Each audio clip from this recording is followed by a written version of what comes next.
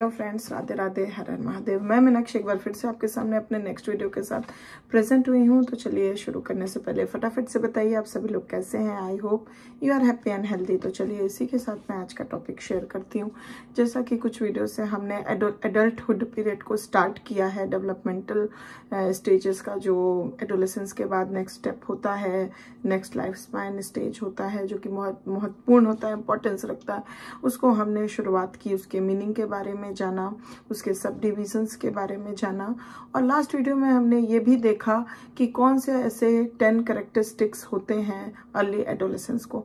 अब आज से मैं हर एक कैरेक्टरिस्टिक्स को उठाऊंगी और उसको पूरे डिटेल में आपके सामने लेके आऊंगी, जिससे आपको हर एक उसके कैरेक्टरिस्टिक्स के बारे में अच्छे से समझ में आए, जिससे आपको एडल्टहुड पीरियड के बारे में बहुत कुछ जानकारियां अच्छे से पता चले, क्योंकि विशेषताओं को जानने पे ही उसकी असल पहचान हो पाती है। हम समझ पाते हैं कि उसमें क्या अच्छाइयाँ हैं या क्या कमी है, या किस तरीके से हमें उसको फेस करना है। तो चलिए आज हम उसके सबसे पहले कैरेक्टरिस्टिक्स की बात करेंगे, जो कि है early adulthood is a settling down age. Early adulthood को सेटलिंग डाउन एज बोलते हैं। इसके बारे में आज हम बात करेंगे। तो I hope that will be remain in the session till then to get the whole information. और अभी तक चैनल को सब्सक्राइब नहीं किया है तो प्लीज जल्दी से कर दीजिए। आप नए व्यूवर हैं मेरे चैनल पे, तो जल्दी से सब्सक्राइब करिए, जिससे इससे रिलेटेड आगे वाले हर सीरीज का आपको नोटिफिकेशन मिल सके और आप उसको अच्छे तरीके से जान सकें, समझ पाएं बिना परेशानी के। तो चलिए फिर इसी के साथ मैं सेशन को आगे बढ़ाती हूँ। तो जैसा कि अर्ली एडल्टहुड के कैरेक्टरिस्टिक्स को बोला गया है कि सेटलिंग डाउन एज बोली जाती है। अब क्यों बोली जाती है, क्या बातें हैं, ये सब हम आज इस सेशन में जानेंगे। It has been said that childhood and adolescence are the periods of growing up and that adulthood is the time for settling down। जैसा कि childhood और adolescence period, developmental period को बोला गया है कि ये जो period होता है वो growing up period होता है किसी भी individual, किसी भी child के लिए। और जब adulthood में वो कदम रखता है तो it is converted into the time for settling down। तो इसीलिए इसको settling down age बोला गया है adulthood को। इन पास्ट जनरेशंस, अगर हम पास्ट के जनरेशंस में देखें तो it was assumed that when boys and girls reached the age of legal maturity their days और carefree freedom were over and the time had come to settle down and assume the responsibilities of adult life. तो past generations में हम ये देखते थे कि ये अज्यूम्शन बनाई जाती थी, अज्यूम किया जाता था कि जब कोई भी बॉयज और गर्ल्स जो है अपने लीगल मैच्योरिटी के एज को रीच कर जाता है, लीगल मैच्योरिटी पे पहुंच जाता है, तो उसका जो डेयर फ्री, जो भी हम कह सकते हैं केयर फ्री डेज जो होते थे, जहाँ उसको किसी भी बात की कोई चिंता नहीं होती थी, care free days of freedom जो होता था वो ओवर हो जाता है। और फिर रिस्पॉन्सिबिलिटीज घर कर जाती है, रिस्पॉन्सिबिलिटीज आ जाती है जो कि एडल्ट लाइफ की उनके ऊपर होती है, क्योंकि वो now they become the adults after achieving the legal maturity age. तो उनको फिर उस एडल्ट लाइफ की जो भी रिस्पॉन्सिबिलिटीज है उसको निभाना जरूरी पड़ जाता है। That means settling into a line of work that would be man's career for the rest of his life। जैसा कि इसका मतलब ये होता है कि किसी भी इंसान को, खास करके मेंस को, कैरियर में अपना घुसना है, जरूरी है, जिसको कैरियर बना के अपने पूरी लाइफ में रेस्ट ऑफ द लाइफ के लिए उसको अपना कैरियर बनाना है। ये उसकी रिस्पॉन्सिबिलिटी आ जाती है, अपने लाइन ऑफ वर्क में उसको जुट जाना है। while the young woman was expected to assume the responsibilities of homemaker and mother, responsibilities that would be hers for the remainder of her life। और वहीं पे अगर देखा जाए तो यंग वुमेन को के लिए ये एक्सपेक्ट किया जाता है कि वो अपनी होम मेकर और मदर होने की रिस्पॉन्सिबिलिटीज को निभाए, जो कि वही एक लाइफ वो अपने रिमाइंडर ऑफ द लाइफ, अपने पूरे लाइफ लॉन्ग को लेकर चले और निभाए। तो ये चीजें मेंस और वुमेन के साथ जो है एक्सपेक्ट की जाती है, अज्यूम की जाती है। टुडे बट ये देखा गया है आज के दिन में कि it is recognised that settling down too early is often laying the foundations for discontent because of too early choices of careers और लाइफ मेट्स। तो जैसा कि पास्ट जनरेशन्स की बात बताए, वहाँ ये एक्सपेक्ट कर लिया जाता है कि मैन अपने करियर ऑफ लाइन को चुन ले और वही वो पूरी लाइफ लॉन्ग तक निभाए, और वहीं पे यंग वुमेन के लिए एज अ मदरहुड और एज अ कह सकते हैं होम मेकर की लाइफ चुनने को एक्सपेक्ट किया जाता है। बट आज के दिन में ये देखा गया है कि सेटलिंग डाउन बहुत ही अर्ली एज में जो होता है वो एक फाउंडेशन डिसकंटेनमेंट का डेवलप कर देता है इंडिविजुअल के अंदर, और ये बहुत मतलब उनके अंदर ये हो जाता है कि ये बहुत अर्ली एज है to make the early choices for the career as well as of for the life mates. तो ये कहीं ना कहीं इस बात को लेके वो डिसकंटेंट होते हैं। Consequently many young man try out different lines of work to see which meets their needs best and which will bring them life long satisfaction. तो कंसिक्वेंटली इस वजह से मैन जो होते हैं यंग मैन, वो बहुत सारे यंग मैन के अंदर देखा गया है कि they try out the different lines of work, कि जिस वर्क में उनको लगे कि वो उनके नीड्स को बेस्ट सेटिस्फाई कर रहा है और उनके लिए लाइफ लॉन्ग सेटिस्फेक्शन लेके आ रहा है, तो they want to choose from among the many lines of work. कोई एक ही को चुन के उनको लाइफ लॉन्ग तक नहीं चलाना है। They want to get the choices of lines which meets their needs the best and give them the lifelong satisfaction.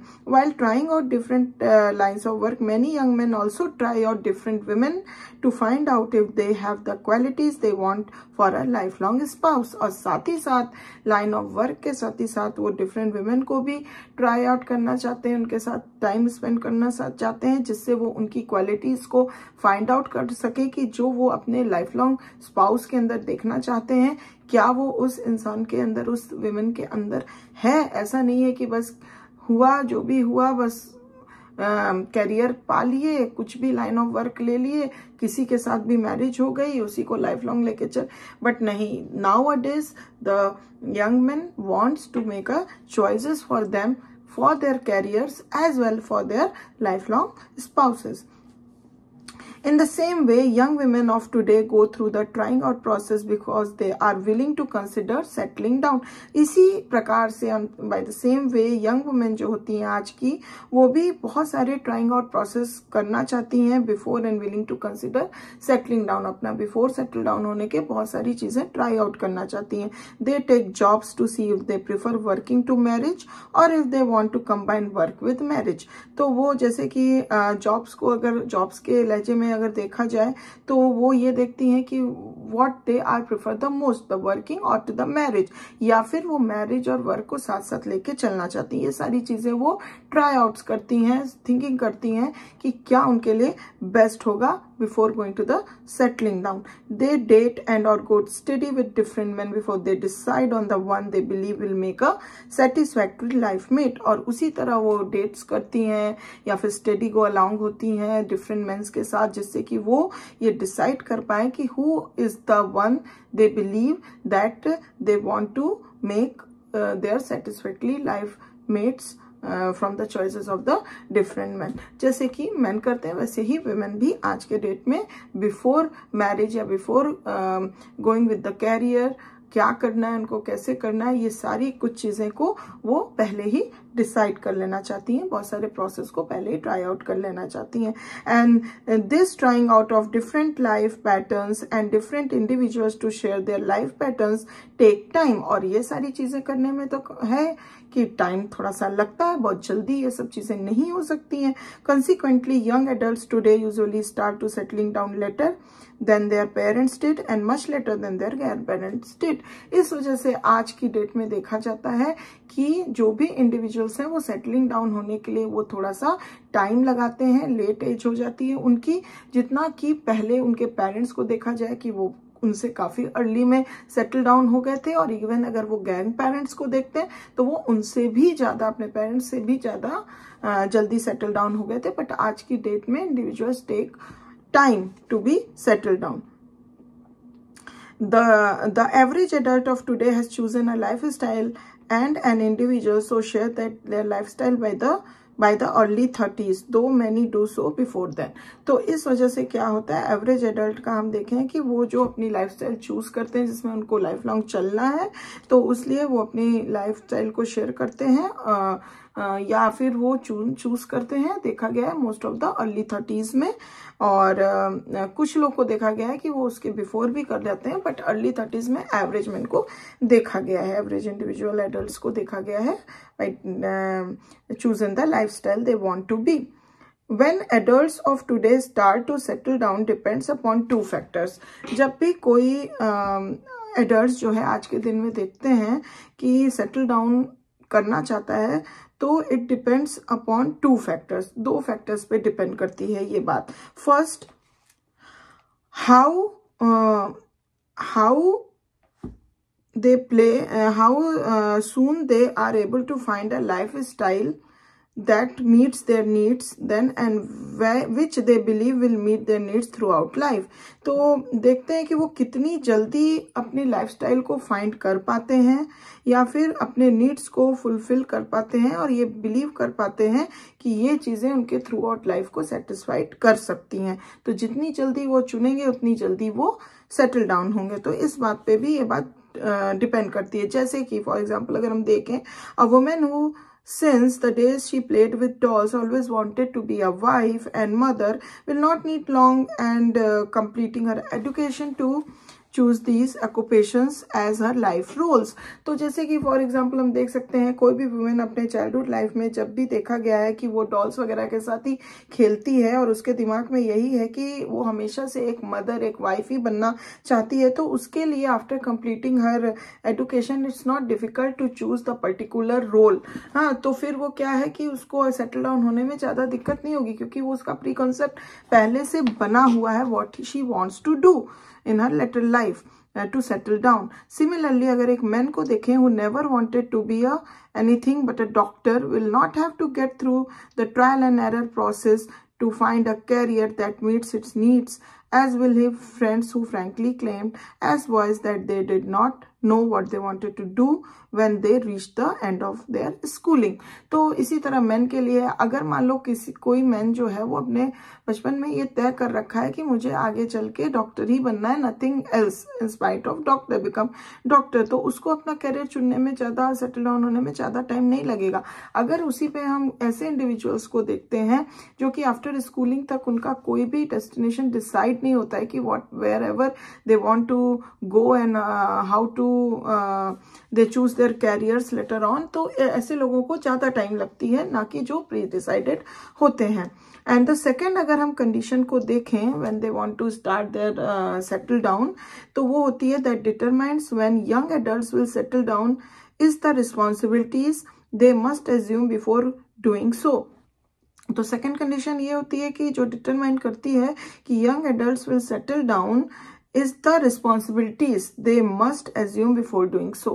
ये एक उनके लिए जब ये responsibility बन जाती है. This man who has selected medicine as a life career certainly cannot start to settle down to the practice of medicine until the late 20s at the earliest, because he must complete college, medical school, internship and residency before he can hang out his shingle as a full-fledged doctor.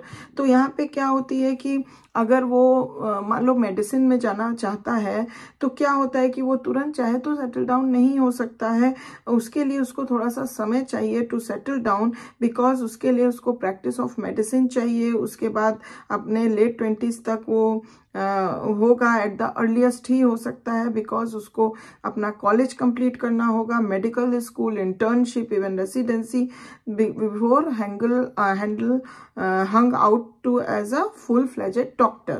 तो by contrast अगर हम देखें उसके as mats को who decide they want to go into overall or blue collar jobs can start to settle down shortly after they complete high school, because they will not need a period of formal training for these jobs.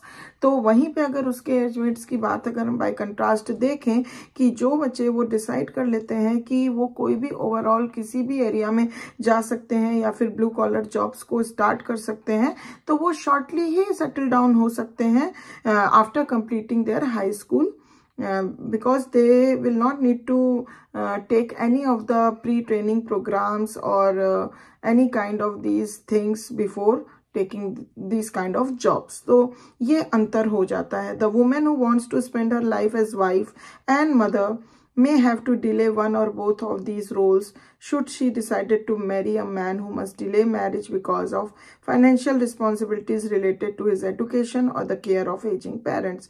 तो women जो चाहती है अपनी life में कि वो wife और mother बन के रहे, डिसाइड करती है किसी मैन से शादी करना जब, तो इस बात पे उसका डिले हो सकता है कि वो जो जिससे शादी करना चाहती है वो अभी उतना ज़्यादा मतलब रेडी नहीं है शादी करने के लिए, डिले कर रहा है because of their financial responsibilities, या फिर अपने एजुकेशन को लेके, या फिर अपने एजिंग पेरेंट्स के केयर ऑफ को लेके। तो ये सारे कारण हो सकते हैं डिले होने के एक वुमेन के मैरिज होने में। Once individuals decide upon the pattern of life they believe will meet their needs, they develop patterns of behaviour, attitudes and values which will tend to be characteristically theirs for the remainder of their lives।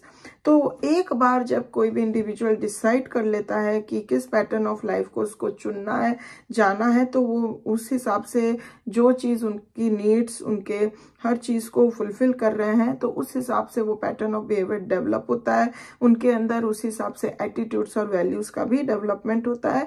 और ये characteristically जो होते हैं उनके reminder of their lives, मतलब वो इसी प्रकार के एटीट्यूड्स, वैल्यूज और ये जो भी वो चूज करते हैं पैटर्न ऑफ लाइफ, वो बना रहता है। And any need to change this pattern in middle और old age will be difficult and emotionally disturbing for them. और अगर किन्हीं कारणों से ये पैटर्न्स ऑफ लाइफ या फिर एटीट्यूड्स या वैल्यूज जो एक बार वो चूज कर लिए अप एंड डाउन्स के बाद, अगर वो मिडिल एज में आके या फिर ओल्ड एज में आके उनको किसी प्रकार का उसमें चेंज होने को होता है, तो it is very much difficult for them and as well as emotionally disturbing for them. तो इस तरीके से हम देख पाए कि किस तरह से एडल्टहुड को सेटलिंग एज बोलते हैं, क्यों बोलते हैं, किस तरह की डिफिकल्टीज वो फेस करते हैं। पहले क्या एजम्पशंस बनाए जाते थे, एक्सपेक्टेशंस रखे जाते थे, बट टुडे आज यंग एडल्ट्स जो हैं वो किस प्रकार से सेटल डाउन होने को लेके किस प्रकार के प्रोसेस को चुनते हैं या थॉट्स रखते हैं। तो आई थिंक कि आपको ये एक अच्छी जानकारी मिली होगी इस एडल्टहुड के कैरेक्टरिस्टिक्स के बारे में, एडल्टहुड को और भी, अर्ली एडल्टहुड को और भी अच्छे तरीके से समझने में। तो if you like it please give a like, और अगर आपको किसी भी प्रकार का क्वेश्चन, क्वेरी या कमेंट है तो please give it to the comment box. And thank you very much for watching this video till the end. और अभी तक सब्सक्राइब नहीं किया है तो जल्दी से सब्सक्राइब करिए, जिससे आगे आने हर वीडियो की आप लाभ उठा सकें। और I will back soon with my next beautiful session series for you. Till then please take good care of your self. Bye bye.